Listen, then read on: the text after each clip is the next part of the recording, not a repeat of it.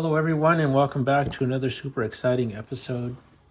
This is just going to be a little chit chat and we're not going to do any reviews today.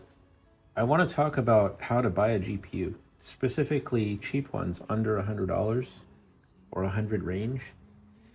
Because everybody's upgrading right now, there's going to be at some point a flood of older GPUs in the market locally. This is just related to local buying. And actually, when I started buying GPUs, it's been a year and a half, almost 2 years now. There was a bunch of GPUs for sale, like tons. And I would ask people where or what they upgraded to, and most of them said 3070. There was a big wave of upgrades, right? And so now that all the new GPUs came out, it's happening again. Now, if you look around right now, you probably aren't finding really good deals for $100, but they're starting to hit the market. I'm seeing a bunch actually this weekend and last week. So here's what we have that we just picked up. This is the Sapphire Pulse RX580. One of my favorite cards. I don't like AMD cards at all, but I like this one just because of, see how it's so compact? It fits nicely in smaller cases, especially office PCs. It's very quiet. It has the BIOS switch for quiet mode and gaming mode. And so I'm going to tell you a little bit about how I negotiate with people. And the reason why I do this is because there's so many graphics cards for sale. If you were to give me $1,000 right now, I wouldn't be able to buy them all. There's tons. They're all over the place. Because I'm in Southern California, there is no limit to the amount of graphics cards that are for sale. And so I want to try and get them as cheap as possible. So I have to negotiate. I have to use a little bit of tactics. Otherwise, I'm going to be overpaying and I have to resell these or put them in systems. So as little of money that I can spend as possible is ideal.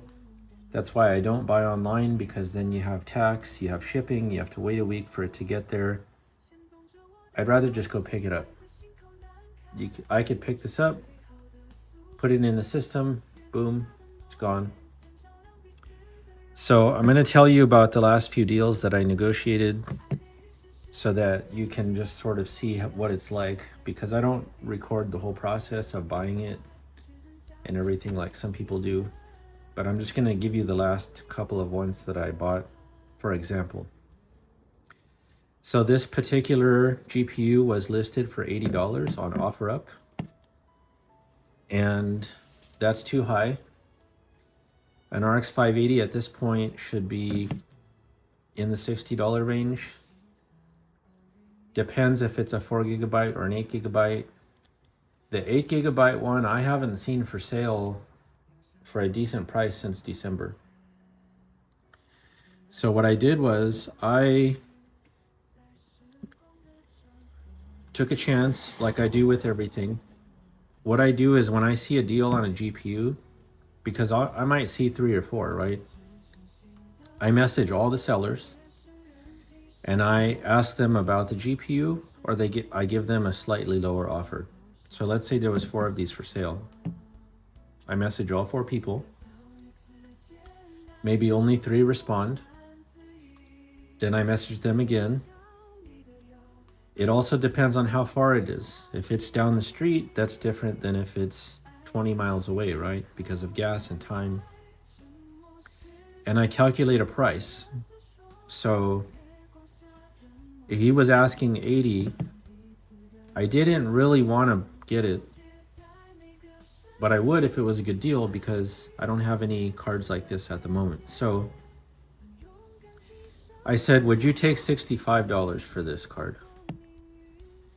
But I said, but I do it in a very polite way. Now, some people will just message you and say $60. No hi, no hello.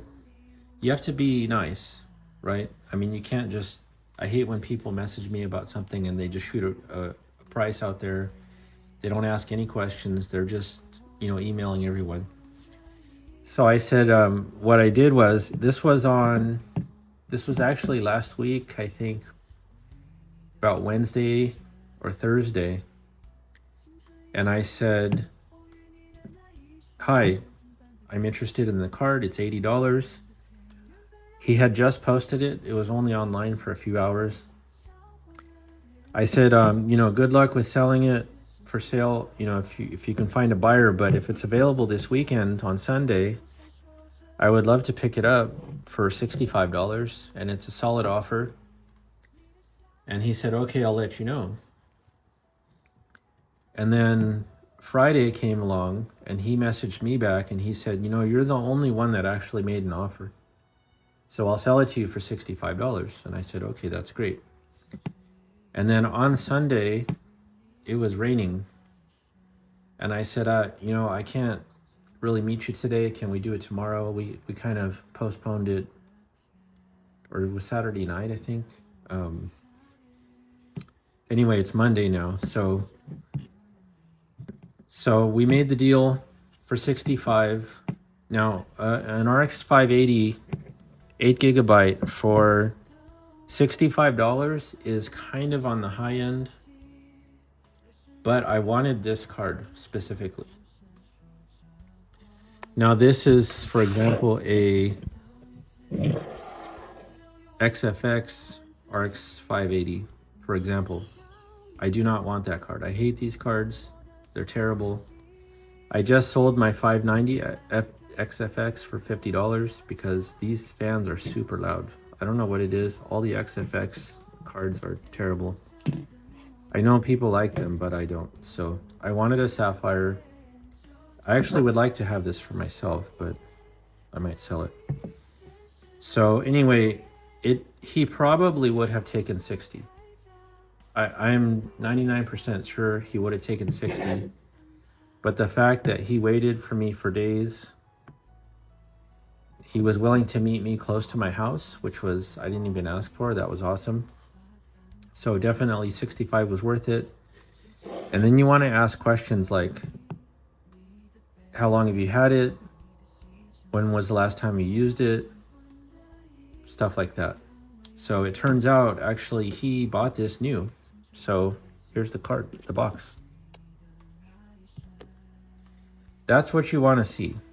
You don't want a card that somebody pulled out of their garage that's been in storage for 10 years. You want somebody that bought this new. So if you ask the right questions and you get to know the seller, definitely if it has the box and he's the original owner, that raises the value quite a bit. Because if I was to go to sell this online and it has the box, that definitely adds $5 or $10 just for the box. I mean, I don't personally care about the box, but some people do. And so 65, the thing is, it's really only worth $75 at this point, but I needed something to build in. Also, this is the same GPU that I painted white before, and there's going to be a link to that somewhere here on the screen. Because it's squarish, it's really easy to paint. So I wanted to do that again. I'm not sure if I'll paint this one or not, but I like this card. I bench tested it today. Works great. Fans are nice and quiet. This is like the best RX580 in my opinion. These are poop. I have two. I have two of these. One doesn't work at all. This one has green lines. I don't know what it is with the XFX cards, but they just always seem to have problems. Try to stay away from those if possible. And then we have the GTX 980, which is the last one I picked up before the 580. And this one was $60. Asking. I offered 50. He said okay. And then I know it's kind of a dick move, but I kind of sandbagged him. And if you're not familiar with the term of sandbagging, it's an old sales purchase tactic. So sandbagging means, so let's say we make a deal for this for 50, right? So he says, okay, I'll take 50. And I'm sure you've seen this before. You show up and then you offer him 40. And people hate that. I don't try to do that, but what I do is I sandbag because I did not want this card. I just was in, I message everybody. I have like, my thing of messages is so long. And so what happens is when you sandbag, that means that you keep the conversation going and going and going and going, and you never end up picking up the card. And what they do is sometimes they'll lower the price. So that's what happened in this case. We had agreed on 50, and I said, not sure. I was just kind of doing the old, like, I don't know if I want it. And he said, you know what, just take it for 40. How about that? So he lowered the price by himself because he wanted to get rid of this thing. And that you really don't want to do that to people because it pisses people off. The thing is that I've been doing this for so long in the car industry that sandbagging does work. So I saved $10 on that one by sandbagging. So, but try not to do that. I do it, but don't copy what I'm doing. It's a tactic. So those were two good deals, sort of. So it's 100 for both. This is worth about what? At this point, maybe 70, 65, 70. This one's worth about 75 to 80. These are trash. Now, here's the fails that I have. You think, well, he gets all these good deals. No, I don't. I mess up a lot. I bought this Vega 56 for $40. Now, where did I go wrong? Well, when this was for sale and the guy said he would take $40, I immediately rushed. Like I flew, I took a jet plane. I went so fast to pick this up that it was ridiculous because I always wanted to try a Vega 56. He said it worked. Look, it's in perfect condition. It's a beautiful card. Doesn't work. It doesn't do anything. When you plug it in, the fans don't even turn on. And he said it worked fine. So that was a fail. But see, my excitement of buying the card got in the way of my judgment. I could have said, hey, do you have a picture of it running? Right? Or something like that. I zoomed too fast.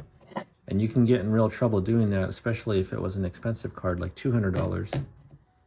I really don't know why it doesn't work. I mean, it's the condition. This thing looks brand new.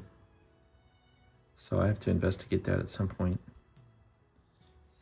And then this one.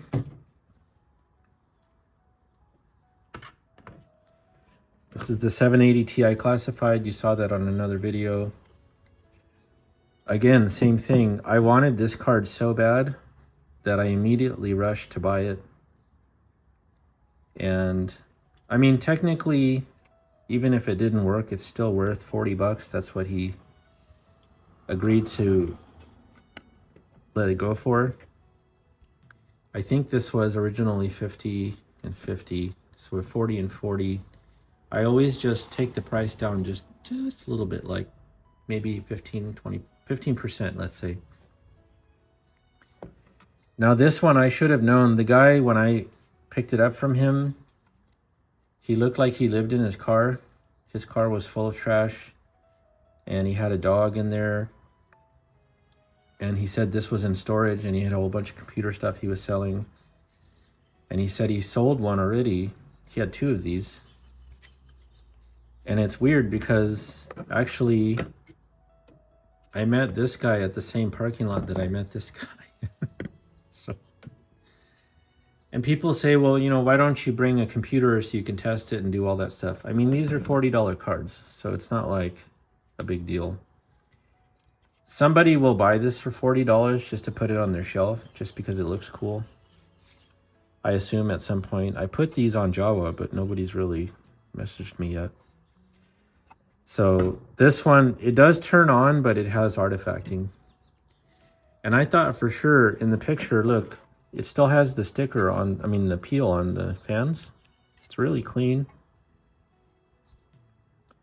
I'm not sure how it would have overheated, but yeah, so that's my advice for buying GPUs.